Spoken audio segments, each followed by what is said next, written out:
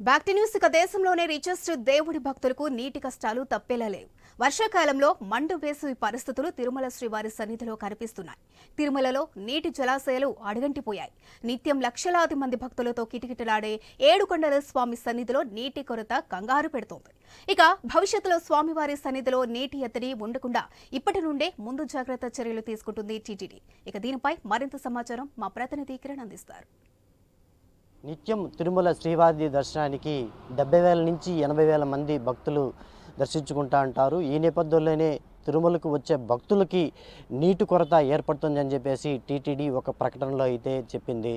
ప్రస్తుతం మనము తిరుమలలోని గోకర్భం డ్యాంలో ఉన్నాము. ఇక్కడ చూస్తున్న దృశ్యాలు కూడా చూడొచ్చు. ఇక్కడున్న నీటి నిల్వలు కూడా టీటీడీ ఒక ప్రకటనలో తెలియజేస్తూ కూడా ఏం చెప్పింది, తిరుమలలో ప్రతిరోజు దాదాపు 43 లక్షల గ్యాలన్ల నీటిని టీటీడీ వినియోగిస్తుంది. దీంట్లో 18 లక్షల గ్యాలన్లు నీరు తిరుమల డ్యాముల్లో నిండి మిగతా నీరన్నింటినీ కూడా తిరుపతిలోని కళ్యాణి డ్యామ్ నుంచి కూడా ఉపయోగిస్తున్నట్టు టీటీడీ ఒక ప్రకటనలో అయితే చేసింది. ఇప్పటికే తిరుమలలో ఏవైతే గోకర్భం డ్యాము, అదేవిధంగా ఆకాశగంగా, పాపనాశము, కుమారధార, పసుపుధార డ్యాముల మొత్తం నీళ్ళలో చూసుకున్నట్టయితే 14,304,00,000 గ్యాలన్ల నీరు ప్రస్తుతం తిరుమలలో ఉంది. కేవలం ఇంకా 5,800,00,000 గ్యాలన్ల నీరు మాత్రమే తిరుమలలో అందుబాటులో ఉంది.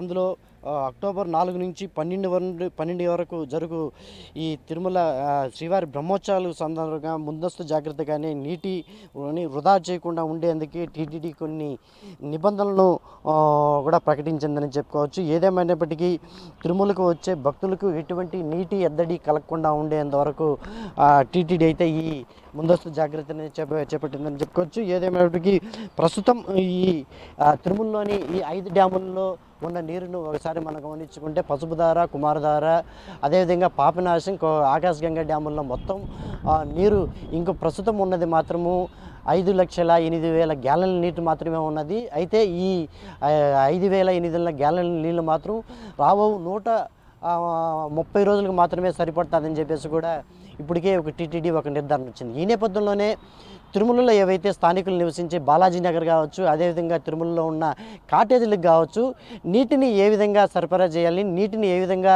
కట్టడి చేయాలని చెప్పేసి విధానంతోనే ఈ విధానాన్ని ప్రకటించిందని చెప్పుకోవచ్చు టీటీడీ. అయితే బాలాజీ నగర్లో స్థానికులు ఉండే బాలాజీ నగర్ మాత్రము 6 రోజులకు ఒక్కసారి నీటిని విడుదల చేయాలని చెప్పేసి, అదేవిధంగా కాటేజీలు ఏవైతే ఉన్నాయో వాటిల్లో ఏవైతే విఐపి రూమ్లు ఉన్నాయో వాటికి మాత్రమే నీటిని ఇస్తూ, అది కూడా ఒక నిర్దేశిత టైంలో మాత్రమే నీటిని వదలాలని చెప్పేసి చెప్పగా, మరోపక్క ఏవైతే నూతనంగా కట్టడాలు ఏవైతే తిరుమలలో చేపడుతున్నారో వాటన్నిటిని కూడా ప్రస్తుతానికి నిలిపేయాలని చెప్పేసి కూడా టీటీడీ ఒక ప్రకటనలో తెలియజేసింది.